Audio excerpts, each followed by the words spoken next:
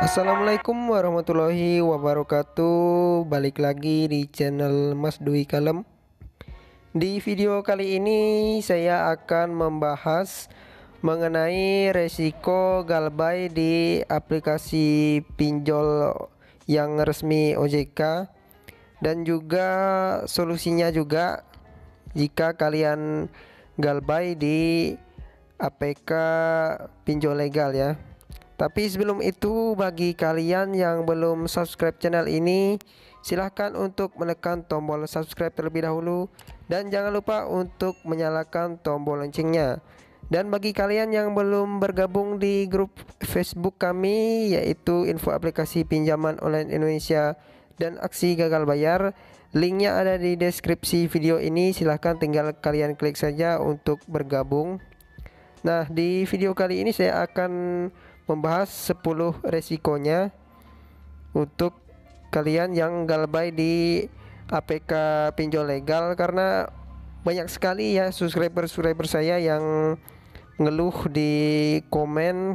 Mereka banyak sekali yang galbay di pinjol legal. Dan juga di video kali ini saya juga akan memberikan solusinya juga kepada kalian. Tonton video ini sampai habis biar kalian paham. Nah, di sini saya akan jelaskan terlebih dahulu apakah ada hukum pinjol. Apakah fintech pinjam meminjam ada dasar hukumnya? Jawabannya adalah ada. Dasar hukumnya adalah layanan pinjam meminjam uang berbasis teknologi informasi yang diatur sesuai peraturan Otoritas Jasa Keuangan atau OJK nomor 77 POJK 01/2016 tahun 2016 tentang layanan pinjam meminjam uang berbasis teknologi informasi POJK 77/2016.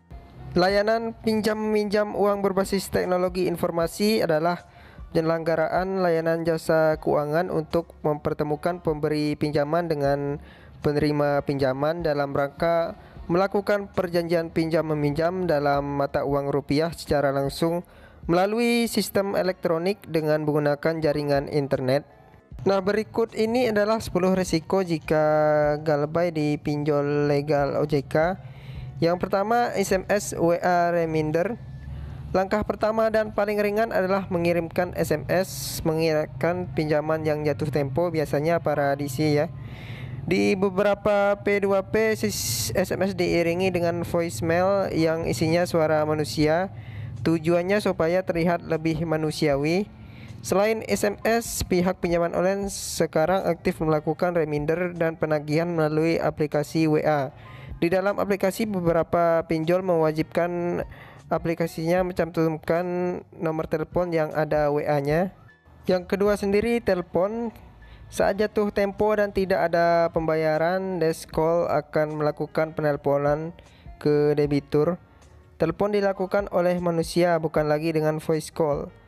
Kemajuan teknologi membuat proses penagihan via telepon lebih efisien, antara lain sistem yang otomatis mendial nomor telepon, tidak lagi dipencet satu persatu. Teknologi bisa menentukan kapan saat paling tepat untuk melakukan kontak, pagi, siang, atau malam, termasuk jam berapa. Bisa mengganti-ganti nomor telepon untuk menghindari nomor telepon di blok. Yang ketiga, kontak darurat. Siap-siap keluarga dan rekan kerja dihubungi oleh pihak pinjolnya. Jika telepon ke debitur tidak berhasil, desk call akan melakukan upaya ke kontak darurat yang disediakan oleh peminjam. Berikut pernyataan pinjol soal kontak darurat, saya kutip dari salah satu situs pinjolnya.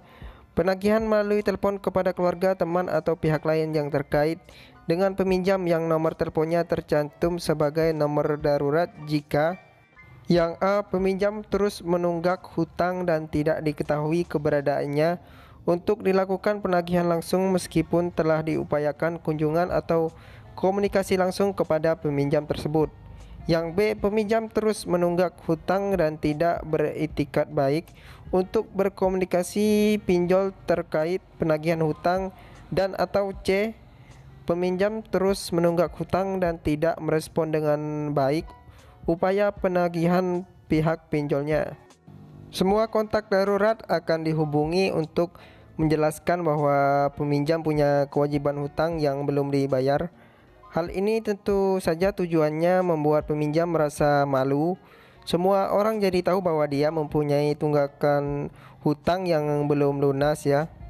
Tentu saja kontak darurat tidak punya kewajiban untuk menyampaikan ke debitur, tetapi efek psikologis efektif membuat debitur untuk membayar. Itu sebabnya kenapa aplikasi pinjol selalu mewajibkan pengisian kontak darurat saat pengajuan pinjamannya. Yang keempat sendiri yaitu kontak kantor. Kontak lain yang juga akan dihubungi jika penagihan ke debitur tidak berhasil adalah menghubungi kantor tempat peminjam bekerja. Menghubungi kantor membuat social pressure kepada peminjam untuk membayar kewajibannya. Kontak ke kantor biasanya dilakukan tidak satu kali tetapi beberapa kali, membuat tekanan ke rekan kerja.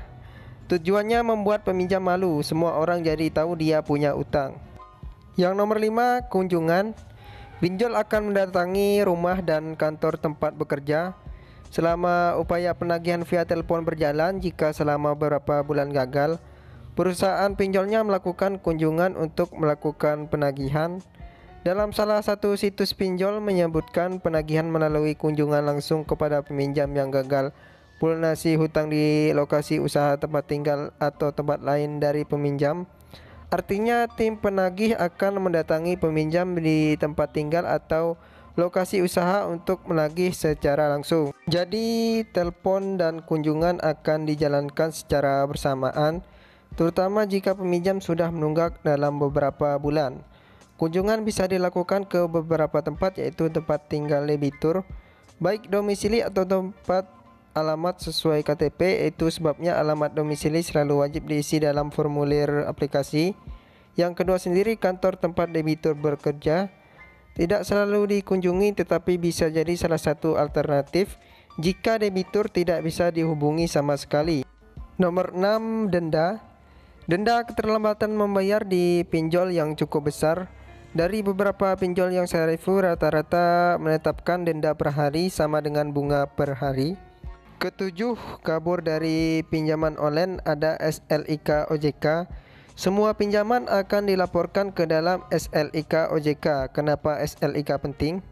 Mungkin pernah mendengar BI Checking. Sekarang BI Checking sudah berganti nama menjadi SLIK OJK. Di dalam laporan SLIK tersebut, semua status pinjaman termasuk yang menunggak akan dilaporkan. Kecil maupun besar jumlah pinjamannya semua akan dilaporkan dalam SLIK. Kedelapan adalah sita barang. Sita barang adalah salah satu langkah akhir yang biasa dilakukan oleh bank dan leasing.